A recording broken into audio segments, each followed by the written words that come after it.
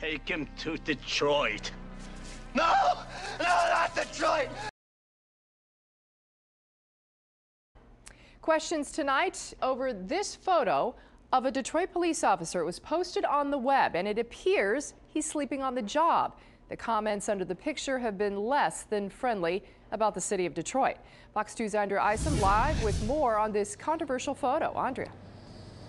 You cannot deny it. The picture does not look good, and neither does the caption, "This is how they do it in the D."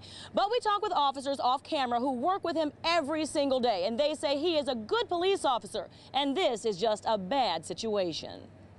Everybody that works for the Detroit Police Department is expected to give 8 hours work for 8 hours pay, and we expect it of everybody. But again, we want to make sure first that we understand and know to the best of our ability what the circumstances were behind the photograph. Someone caught this cop on camera in his cruiser with his eyes closed. Now he has some explaining to do.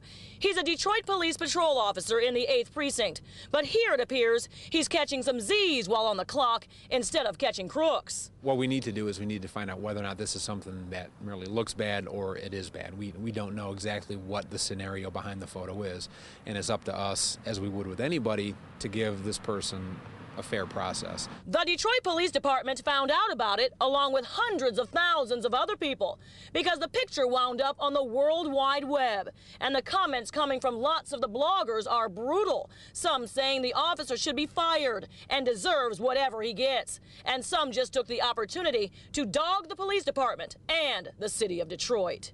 Some folks have already made up their minds. We can't allow ourselves to do that. We have to conduct an impartial investigation. And what I can tell you is that there is an awful lot of good that goes on in the Detroit Police Department every day. Despite the photo, many of his fellow officers say he's a stand-up guy, a great cop who gets guns and drugs off the streets. He works double shifts, has never been in trouble, and does whatever is asked of him. They say he's a tremendous asset to this department, and they hope that doesn't go unnoticed.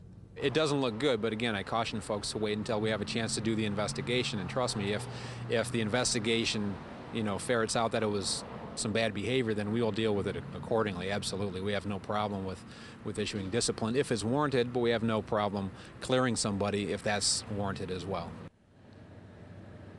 Internal Affairs is handling the case. They expect to have a statement from the officer telling his side of the story in the next few days. We will let you know what happens then. Reporting live, I'm Andrea Isom, Fox 2 News.